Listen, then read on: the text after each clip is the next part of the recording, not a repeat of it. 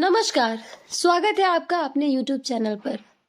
शरद पूर्णिमा अश्विन मास के शुक्ल पक्ष की पूर्णिमा तिथि को मनाई जाती है, जो कि इस बार 28 अक्टूबर को है। ऐसी मान्यता है कि इस दिन चंद्रमा अपनी पूर्ण कलाओं के साथ होता है। पौराणिक कथाओं के अनुसार समुद्र मंथन के दौरान शरद पूर्णिमा के दिन माँ लक्ष्मी प्रकट हुई थी। ऐसा माना जाता है कि इस दिन माँ लक्ष्मी धरती पर आती हैं और अपने भक्तों पर कृपा बरसाती हैं।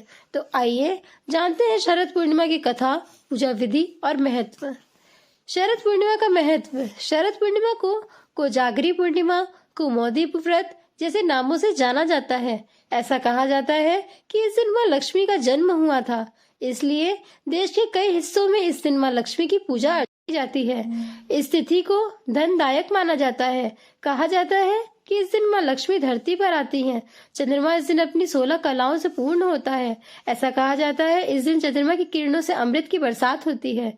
शरद पूर्णिमा की कथा। हर महीने में पड़ने वाली पूर्णिमा तिथि पर व्रत करने से भगवान विष्णु और माँ लक्ष्मी की विशेष कृपा प्राप्त होती है।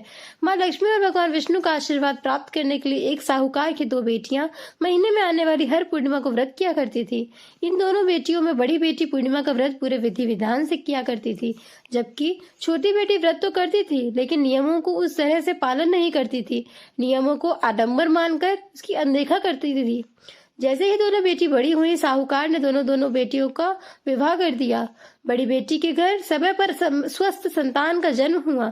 छोटी बेटी को भी संतान हुई, लेकिन उसकी संतान जन्म लेते ही दम तोड़ देती थी। जब उसके साथ ऐसा 2-3 बार हो गया तो उसने एक ब्राह्मण को बुलाकर अपनी पूरी व्यथा सुनाई, साथ ही इसका उपाय बताने के लिए भी कहा। उसकी सारी बात सुनकर और कुछ प्रश्न पूछने के बाद ब्राह्मण ने उससे कहा कि तू पूर्णिमा का अधूरा व्रत करती हो, इस कारण तुम्हें व्रत का पूरा फल नहीं मिल रहा है और तुम्हें इस अधूरे व्रत का दोष लगता है। ब्राह्मण की बात सुनकर छोटी बेटी ने पूर्णिमा व्रत पूरे विधि विधान से करने का निर्णय लिया, लेकिन पूर्णिमा आने से पहले उसने एक बेटे को जन्म दिया। जन्म लेते ही बेटे की मृत्यु हो गई। इस पर उसने अपने बेटे को शव को पीढ़े पर रख दिया और ऊपर से कपड़ा इस तरह ढक दिया कि किसी को पता न चले। फिर उसने अपनी बड़ी बहन को बुलाया और बैठने के लिए वही पीढ़ा दे दिया।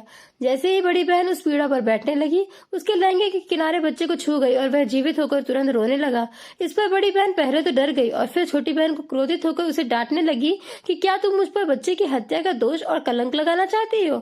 मेरे बैठने से यह बच्चा मर जाता तो? इस पर छोटी बहन ने उत्तर दिया, यह बच्चा मरा हुआ तो पहले ही सता दीदी, तुम्हारे तप और स्पर्श के कारण तो यह जीवित हो गया है। पूर्णिमा के दिन जो तुम व्रत और तप करती हो, उसके कारण तुम दिव्य तेज से परिपूर्ण और पवित्र हो गई हो। अब मैं भी तुम्हारी ही तरह व्रत और पूजन करूंगी। इसके बाद उसने पूर्णिमा व्रत विधि विधान से किया और इस व्रत के महत्व और फल का पूरे नगर में प्रचार किया। जिस प्रकार माँ लक्ष्मी और भगवान विष्णु ने साहूकार की बड़ी बेटी की कामना पूर्ण कर सौभाग्य प्रदान किया, वैसे ही हम पर भी कृपा करें। शरद पूर्णिमा की पूजा विधि। शरद पूर्णिमा के दिन सुबह जल्दी उठकर स्नान आदि करने के बाद अपने इष्ट देव से समझ व्रत का संकल्प लेना चाहिए। ध्यान रखें कि पूजा के स्थान को अच्छे से साफ कर लें। इसके बाद माँ लक्ष्मी और भगवान विष्णु की प्रतिमा स्थापित करें। इसके बाद मूर्तियों को कुश के आसन पर रखकर जल से पवित्र कर लें। इसके बाद उन्हें गंध, अक्षत, पुष्प, धूप, दीप, नैवेद्य, तांबुल, सुपारी और दक्षिणा आदि अर्पित करें। इसके बाद पूजा और व्रत का संकल्प दोहराएं। याद रखें कि भगवान की प्रतिमा के सामने शुद्ध घी का दीपक जलाएं। साथ ही माता पार्वती और भगवान विष्णु को सफेद या पीले रंग की मिठाई से भोग लगाएं। साथ ही उन्हें लाल और पीले रंग के फूल अर्पित करें। शाम के समय चंद्रमा निकलने पर मिट्टी के 100 दिए या अपनी सामर्थ्य के अनुसार दिए गाय के शुद्ध घी से जलाएं। साथ ही रात के समय छोटे बर्तनों में खीर रखकर उसे चंद्रमा की रोशनी में किसी छलनी से ढककर रख दें।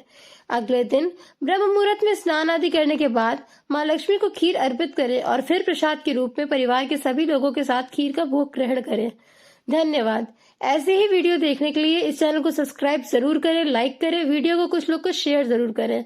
मिलते हैं आपसे अपने अगले वीडियो पर। तब तक के लिए धन्यवाद। जय माता दी।